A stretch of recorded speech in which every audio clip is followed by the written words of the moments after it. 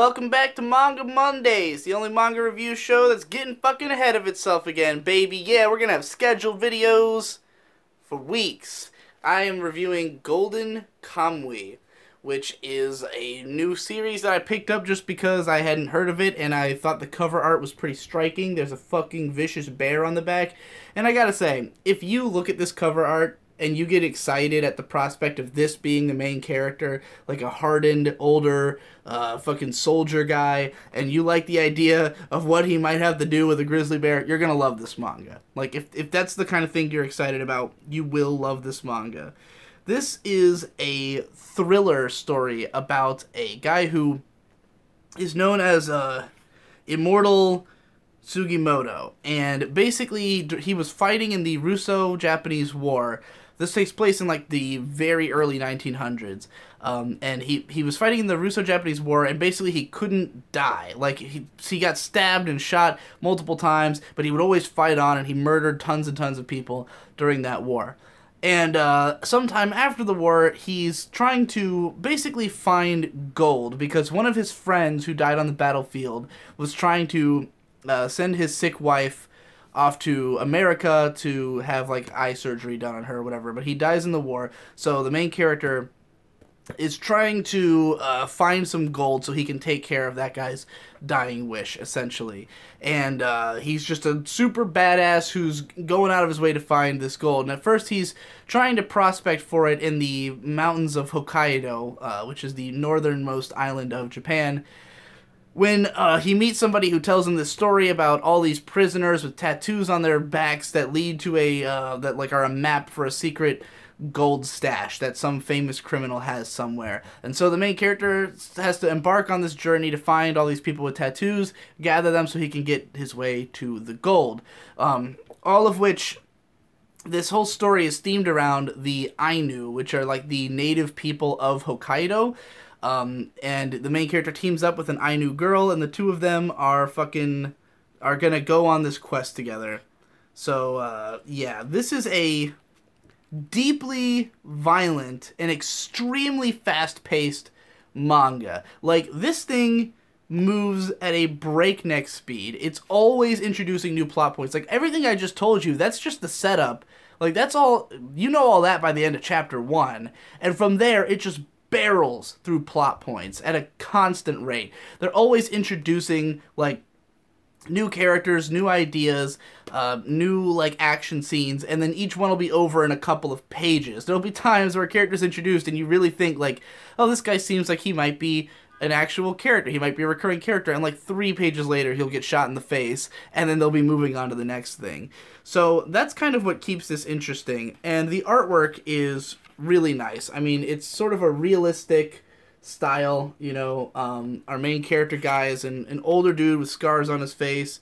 He's a very classic badass kind of character. Here's the Ainu girl he teams up with. She's like a preteen, but she's a badass too because she's a woodsman and she knows her way around. Oh, here's a great shot of her shooting a bear with an arrow.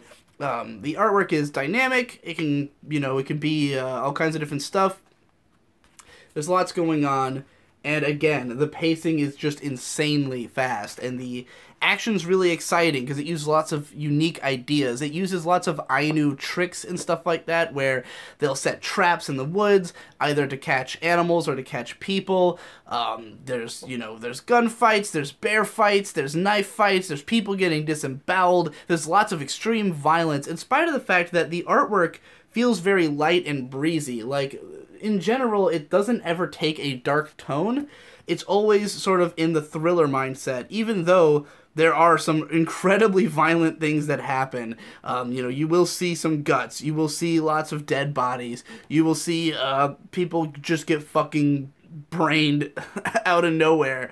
So it's pretty exciting, but never, like, overly dark, never overly gruesome. It just keeps you on your toes and keeps moving. It keeps moving. And it's pretty fun. Like, I think I would probably lose interest in this story if it was any slower, because it definitely isn't anything with, like, thematic depth, and the characters aren't, like, super memorable. The main guy has a decent amount of, like, backstory that's doled out over the course of the manga that gets you to kind of understand like what he's about and why he cares so much about doing this, but there's not necessarily a sense of like, oh, I love this guy, he's like the coolest dude in the world, or the Ainu girl, she's, you know, kind of just the like standard sidekick support character.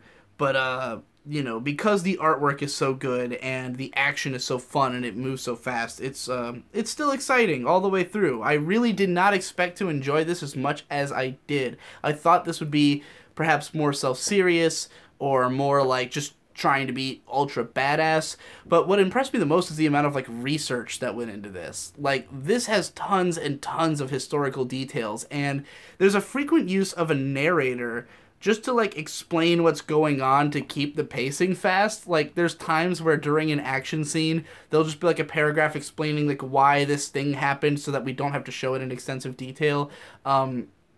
And sometimes it can be a little weird, but it does keep the flow going. Like, it keeps the manga insanely fast.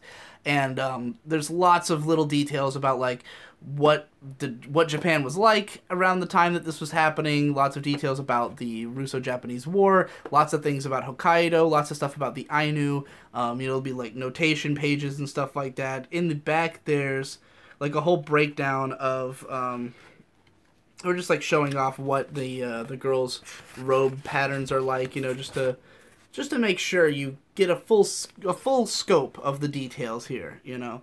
And all that's really nice. It makes this feel like a smart story, and it really does have like lots of clever moments that I think here we go, like explaining all the stuff, all the gear that he's got on him, and just some facts about Japan, and you know, what was going on at the time. So yeah, this is a very clever thriller manga, and if you're into those kinds of thrillers, if you're into like action movies, like stuff in the vein of like a James Bond kind of film, like those just fast, fun, like moving from plot point to plot point types of action, you will definitely enjoy this manga.